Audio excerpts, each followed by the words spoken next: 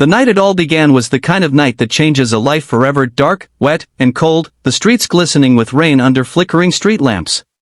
Mark Davis, a struggling single dad, was heading home from his late shift at the mechanic's shop.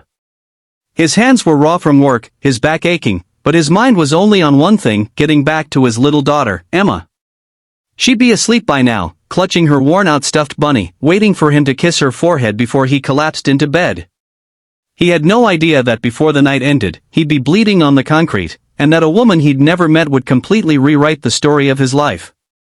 Up ahead, near the alley that led to the bus stop, Mark heard raised voices. At first, he thought it was just another drunken argument, common in this part of the city, but then he saw her. A woman, dressed in an elegant coat that probably cost more than his month's rent, was backed against the wall. 3 men surrounded her, their voices sharp, their intentions obvious. "Hand it over," one of them snarled, shoving her shoulder. She flinched, clutching her purse. Mark could have walked away. He should have walked away. He had a daughter depending on him. But something inside him, maybe the same thing that made him work double shifts instead of giving up, wouldn't let him.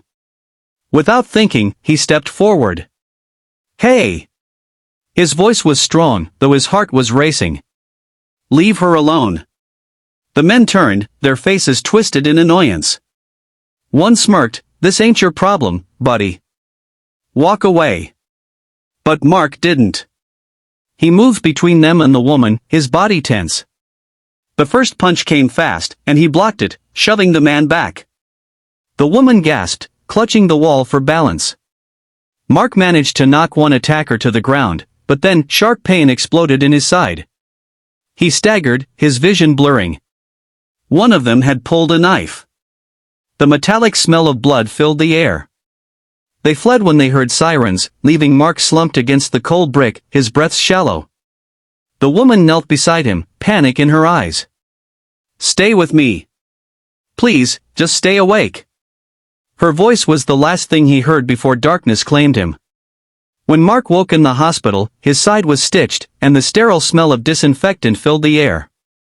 Sitting beside his bed was the same woman from the alley. Her hair was perfectly styled, her coat draped over the chair. But now, her eyes held something different: concern and guilt. "You saved my life," she said softly. "I don't even know your name." "Mark," he managed, his voice hoarse. "Mark Davis." She nodded. "I'm Victoria Hale." The name hit him. Everyone in the city knew her. Billionaire businesswoman. CEO of one of the largest corporations in the state. She could have walked past him 100 times, and he'd have been invisible. For a moment, they just looked at each other. Then she asked the question no one ever had. "Who's waiting for you at home?" "My daughter," Mark whispered. "Emma. She's all I have." That night, after she left, Mark thought it was over. He'd go home, recover, and life would continue as hard as ever. But 24 hours later, everything changed. The next afternoon, Victoria returned, but not with flowers or a thank you card. She came with papers, an envelope, and a determined look. "I don't just want to thank you, Mark," she said. "I want to change your life." He frowned. "What do you mean?" She slid the envelope toward him. Inside was a check, more money than he'd seen in his life. Enough to pay off debts, fix his crumbling apartment, maybe even send Emma to a good school. But there was more. "I have a position at my company," she explained. "Security. Benefits. A salary that will make sure you and Emma never struggle again. You risked your life for me. I'm not letting you go back to barely surviving." Mark stared at her, torn between pride and disbelief. "I didn't help you for a reward," he said. "I know," she replied gently. "That's why you deserve it." He took the job.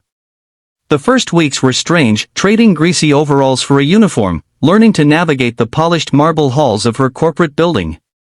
But slowly, life began to shift. Emma had warm clothes, healthy meals, and a father who didn't have to choose between paying rent and buying medicine. Victoria visited often, not as a boss, but as a friend. She came to Emma's school play, helped her pick out a birthday dress, even taught her how to make chocolate mousse in her massive kitchen. One evening, months later, Mark found himself on Victoria's balcony, the city lights stretching beneath them. "Why me?" he asked quietly. She looked at him, her eyes glistening. "Because you reminded me of something I'd forgotten, that money means nothing if you can't use it to protect someone. You protected me when you had nothing to give, and I'll never forget that." The night air was cool, but for the first time in years, Mark felt warm inside, not because of the job, or the apartment, or the security, but because someone had seen him, not as a struggling single dad, not as another face in the crowd, but as a man worth saving too. So if you're watching this right now, remember, kindness has a way of coming back to you when you least expect it. One act of courage, one moment of standing up, can rewrite your story forever. And hey, if you believe in stories like this, if you believe kindness can change lives, hit that like button, share the